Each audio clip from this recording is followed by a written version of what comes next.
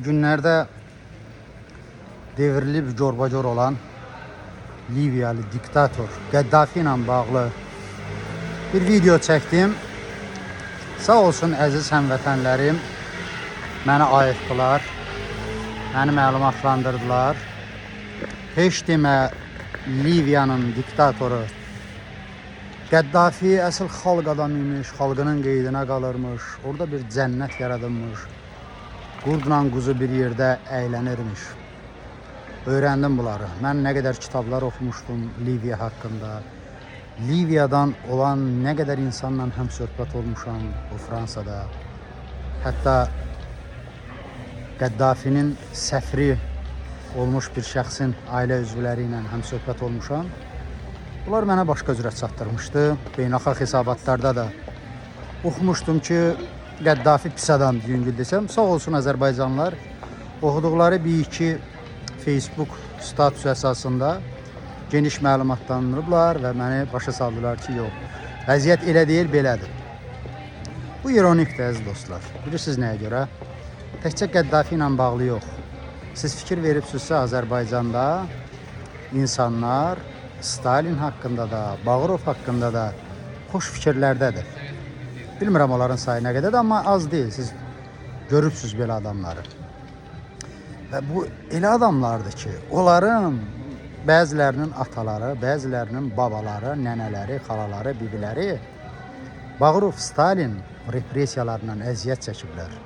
Bəziləri sürgün olunub, malları, mülkləri əlindən alınıb, öldürülüblər, güllələniblər. Amma o adamlar ki, bu ona görə təəccüblüdür ki, Azərbaycanlılar ailəcanlıdır, ailə üzvlərini çox istəyirlər.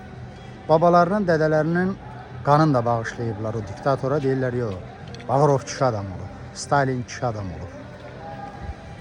Çox təəccüblüdür, amma bunun izahı var. İzahı ondan ibarətdir ki, bəşəriyyət tarixinin köləlik dövrü çox qədimdir, əziz dostlar. Köləliyin tarixi insanlığın tarixi qədər qədimdir. Demokratiyanın tarixi köləliklə müqayisədə çox azdır. 2500-2000 il götürə bilərik. Bizim kimi ölkələrə də hələ o gəlib çıxmayıb. Bizim demokratik ənənələrimiz yoxdur. Köləlik dövründə də, demokratiya olmayan yerlərdə də hökmranlar elə Allah kimi təqdim olunub cəmiyyətə. Müxtəlif təbliğat vasitələri ilə hökmranlar Allahın, ilahinin yer üzərində təcəllası, kölgəsi, nümayəndəsi kimi təqdim olunub. Onlar qüsursuz kimi göstərilib.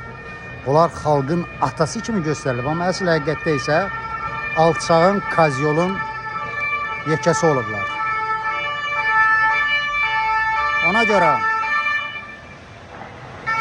Ona görə bəziləri Stalin, Bağırov, Mussolini və bunun kimi, hətta Hitler kimi tiranları, diktatorları, hökumət başçılarını tərifləyəndə mən onları başa düşürəm. Siz də başa düşün ki, onları danışdıran təkcə yalnız öz zəkalarındakı şəxsi fikirləri deyil, əsrlərdən bəri ötürülən o parazit ideyalardır. Beyinlərimizə biz anadan olanda ötürülən, nəsildən nəsilə gələn hökümdar kultudur ki, bizi vadar edir. Öz iradəmizdən kənar və yaxud da dərrakə süzgəcimizdən keçirmədən hökümdarları tərifləyək. Hökümdarların hamısını, dövlət başçılarının hamısını söymək, yamanlamaq, lənətləmək kimi bir şey yoxdur. Amma belə bir öhdəliyimiz də yoxdur ki, bizim dövlət başçıların, prezidentləri, rəhbərləri tərifləyək. Xüsusən o adamlar ki, onların əlləri qana batıb. Haqsız yerə öz vətəndaşların, dinc insanları öldürüb. Onlar əlbəttə ki, lənətə layiqdir və obyektiv qiymət verilməlidir.